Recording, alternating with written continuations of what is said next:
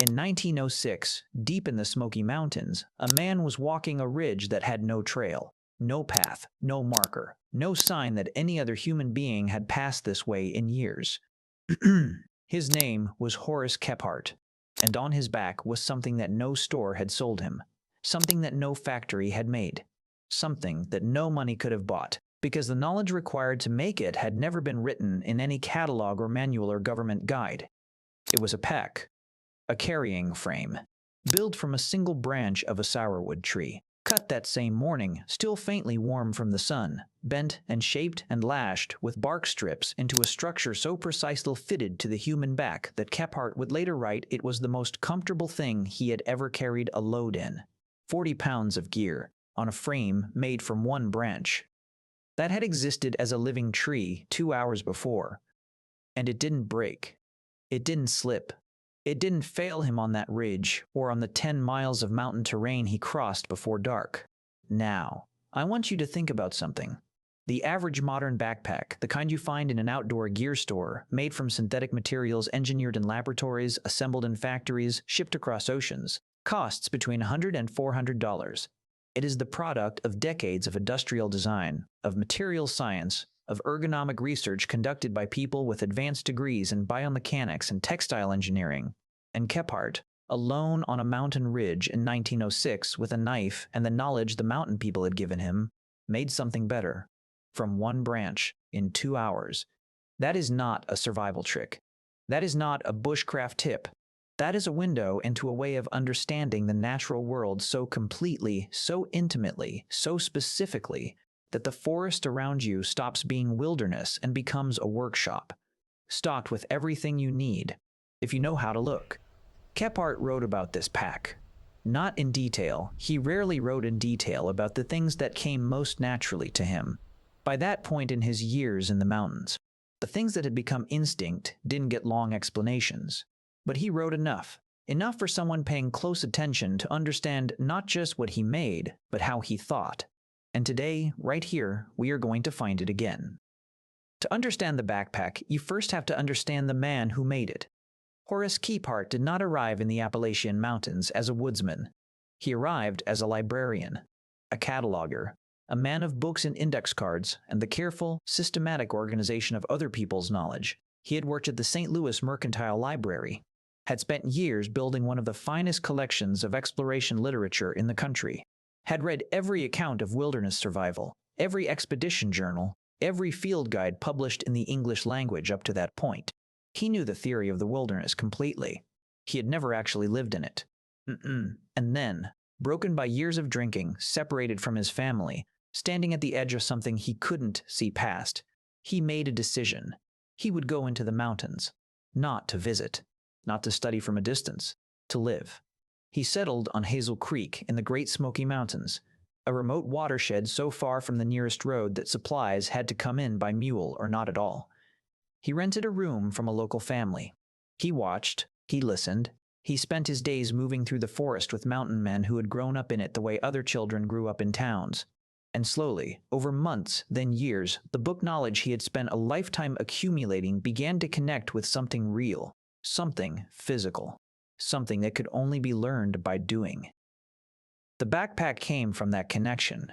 The sourwood tree was not chosen by accident. Nothing in the old mountain knowledge was chosen by accident. Sourwood, Oxydendrum arboreum, grows throughout the southern Appalachians on dry ridges and slopes. It is a small to medium tree, not impressive looking, not the kind of timber a logging operation would bother with. But the mountain people knew something about sourwood that the logging operations didn't care about. Its wood, when green, is remarkably flexible. Not weak, not fragile. Flexible in the specific way that a material needs to be flexible to be bent into a curve without cracking, with a memory in the grain that allows it to hold a shape once it has been worked and dried. The mountain people had been using sourwood for tool handles for generations, for the curved parts of sleds and frames and the bent pieces of furniture that required a wood that would take a shape and keep it. Kephart had learned this from watching, from following mountain men through the forest and noticing which trees they looked at and which ones they passed without a glance, from understanding slowly that the forest was not a uniform collection of trees, it was a library. Every species, a different material with different properties. different strengths, different behaviors under stress and heat and moisture, and a man who knew that library, who could walk into the woods and immediately identify exactly which tree would give him exactly what he needed, was never without tools, was never without shelter material, was never without the means to carry his gear across a mountain ridge. The making of the frame itself was not complicated. That was the point.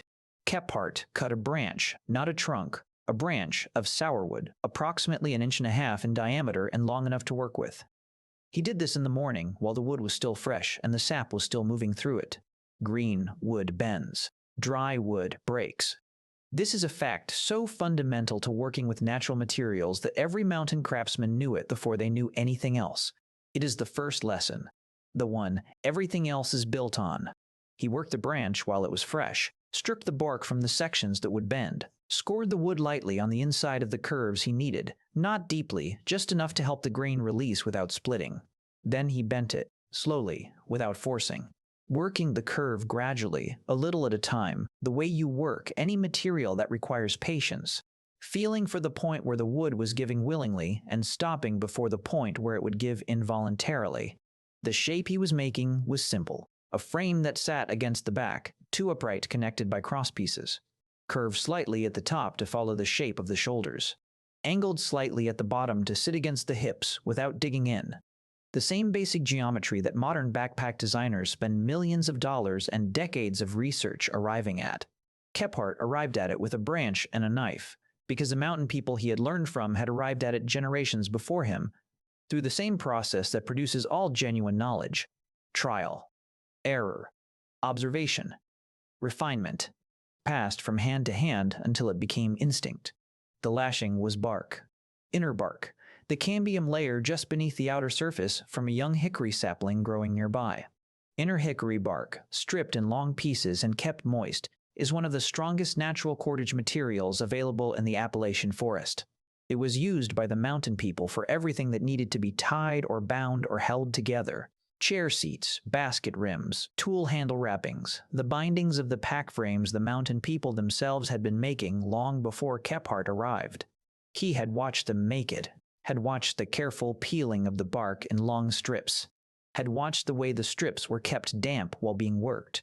Because dry bark splits, and split bark is cordage that will fail you at the worst possible moment on a mountain ridge. Had watched the specific pattern of the lashing at the joints. Not a simple wrap, but a figure-8 pattern that locked each crossing point against the others, creating a joint that tightened under load rather than loosening. A joint that a mountain man explained to Kephart once with characteristic brevity by saying simply, "The harder you pull, the tighter it holds."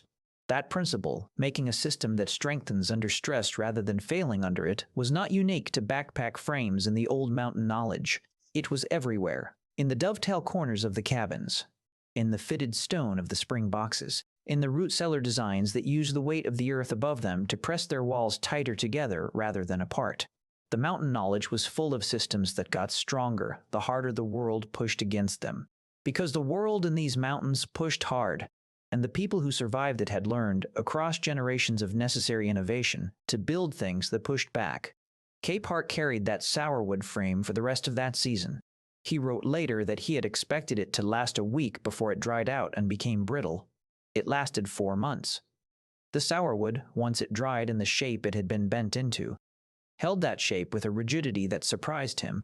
The hickory bark lashing, which he had expected to loosen as it dried, had instead shrunk slightly, pulling the joints tighter, just as the mountain man had told him it would. The harder you pull, the tighter it holds. At the end of that season, Kephart took the frame apart to study how it had held together. He found that the bent sections had developed a faint compression on their inner faces. The wood cells had reorganized slightly under the stress of the curve, locking the shape into the grain itself. The tree had, in a sense, remembered the shape he had asked it to take, and kept it.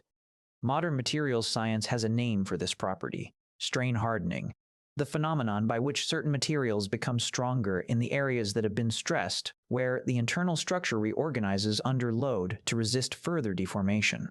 It is one of the principles behind modern aerospace engineering, behind the design of high-performance structural components that need to be both light and strong.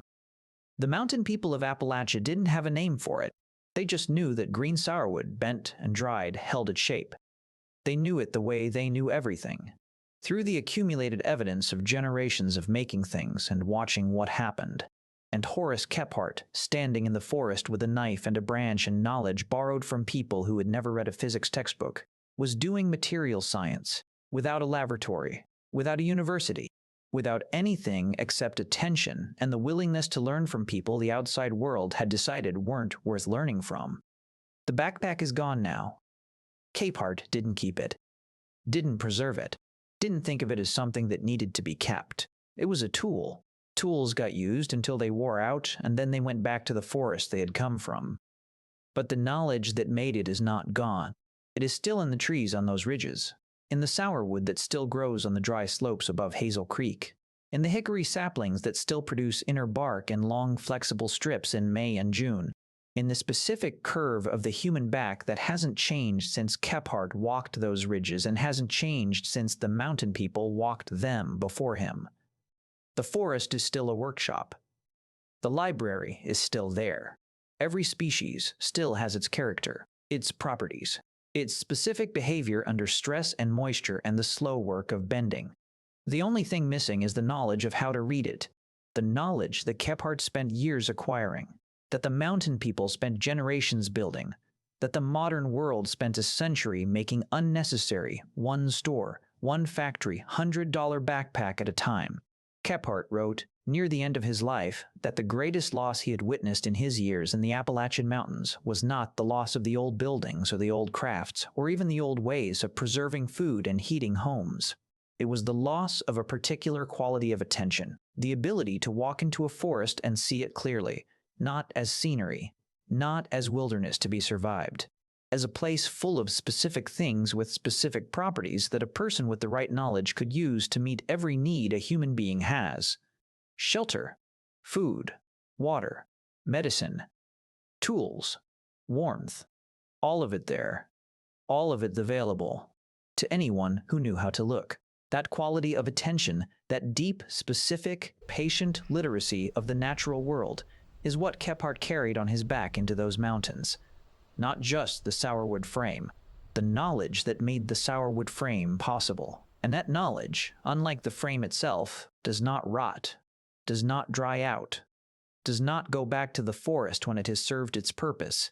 It waits, in the pages of old books that almost nobody reads, in the memory of the oldest people in these hollows, in the forest itself, patient and full and completely indifferent to whether anyone ever learns to read it again. The sourwood is still on the ridge. The hickory is still growing along the creek bank. The curve of the human back is still exactly what it was when Kephart pressed a green branch against it and understood, for the first time, that the forest had already solved the problem. He just had to be willing to let it.